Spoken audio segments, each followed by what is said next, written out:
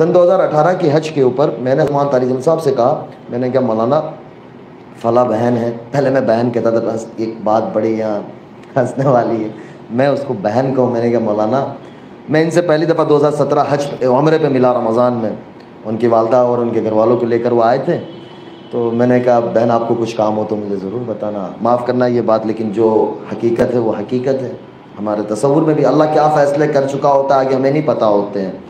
پھر میں نے حضرت مولانا سے کہا، میں نے کہا مولانا آپ ان سے بات کریں۔ مولانا نے بات کی کہ بیٹی میں ملنا چاہتا ہوں، تو کہا کہ میں دبئی آ رہی ہوں، تو مولانا کہ میں ضرور آؤں گا بیٹی آپ کو ملنے۔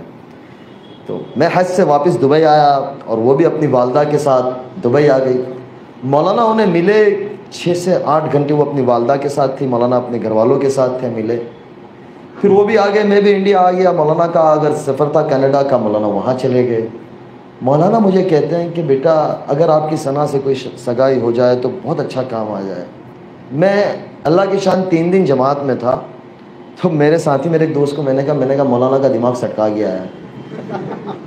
میں نے مولانا کے بیٹے کو میسج کیا، میں نے کہا یار والد صاحب کا دماغ، وہ کینیڈا میں تھے تو ہمارا وقت کا فرق تھا، بولے کیا ہوا؟ میں نے کہا مولانا کسی کے ساتھ کسی کا بھی نکاح جوڑ دیتے، اگر میں نے کہا میں نے ان کو یہ بات کہہ دی نا تو یہ مجھے جوتا اٹھا کے ماریں گے کہ یہی کام رہ گیا ہے۔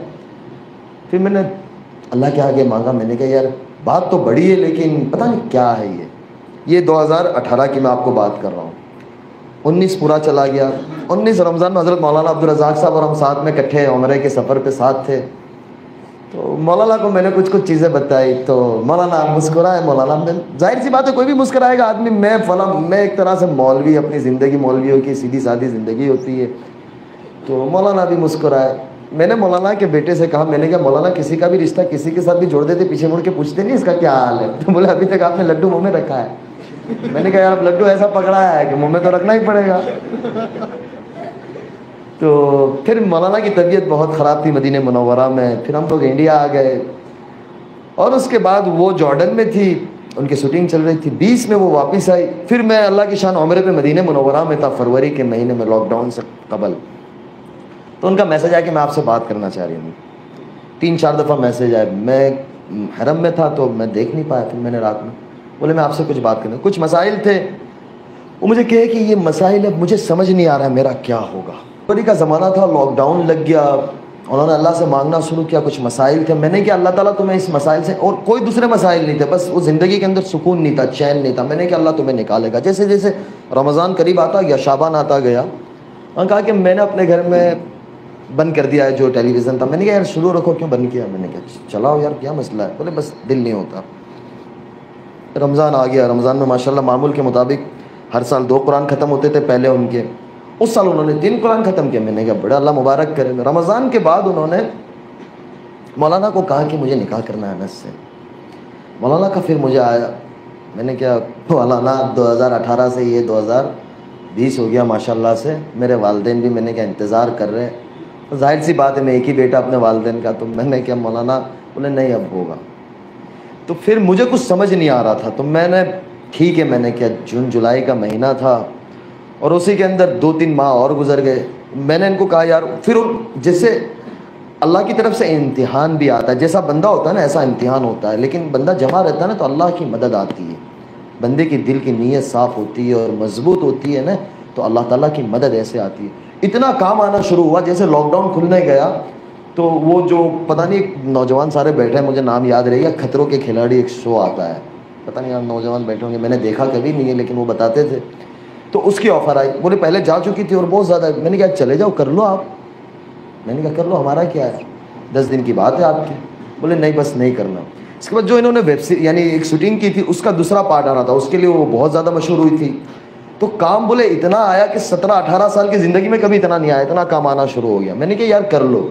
پھر انہوں نے کہا کہ میرے سر سے میں دوپٹہ کبھی نہیں اتاروں گی۔ میں نے کہا دیکھو یہ بہت بڑا فیصلہ ہے، یہ آسان نہیں ہے۔ میں نے کہا آپ اپنی زندگی انجوائے کرو، ہمارا دین کسی کو کسی طریقے سے باندھنا نہیں چاہتا، اللہ تعالیٰ نے ہمارے دین میں بڑی آسانی، بڑی سہولتیں اور بہت زبردست دیا ہوا ہے دین۔ یہ دین اللہ تعالیٰ مجھے اور آپ کو سمجھا دے، اس کا اصل دین ہمیں اور آپ کو سمجھا دے۔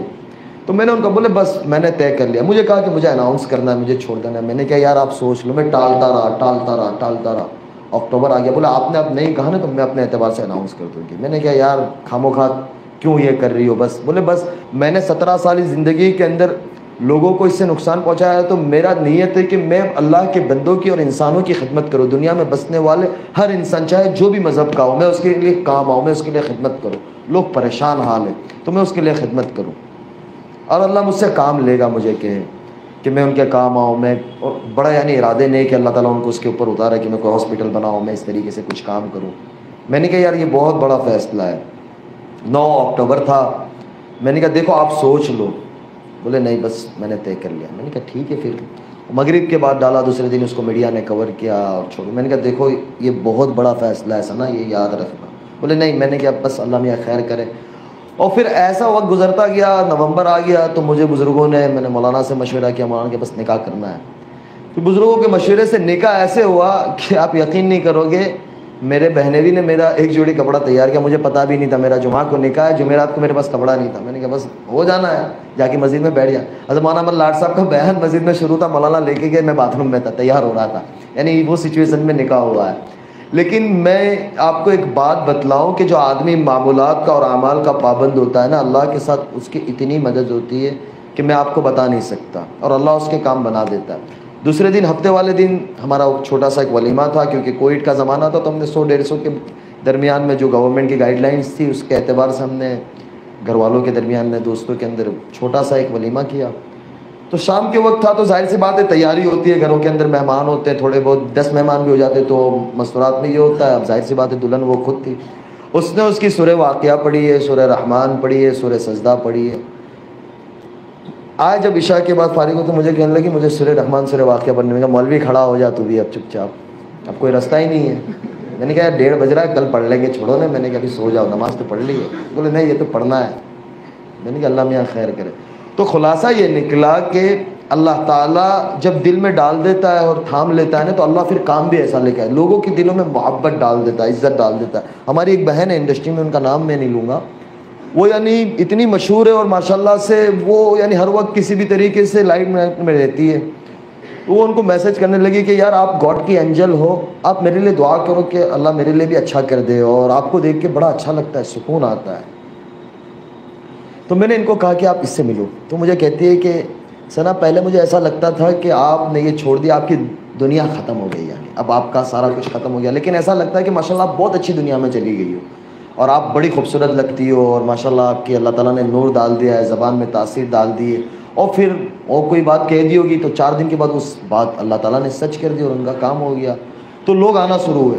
تو پتہ یہ چلا کہ اللہ تعالیٰ میرے اور آپ کے اندر وہ صلاحیت رکھی ہے، لیکن اس صلاحیت کو ہم کھولیں اور اللہ کے آگے مانگے کہ اللہ میرے اور آپ سے ایسا کوئی کام لے لے کہ جو ہماری آخرت کا ذریعہ بن جاوے۔ دنیا 4 دن کی ہے، یہ کورونا کے زمانے میں سب کو پتہ چل گیا کہ یعنی کوئی بتا نہیں سکتا کہ میں اتنا وقت رہوں گا اور میں ایسا کروں گا اور میں ایسا کروں گا۔ ارادہ کرنا اور اللہ سے مانگنا ہمارے ہاتھ میں، اس کو پورا کرنا اللہ کے ہاتھ میں ہے۔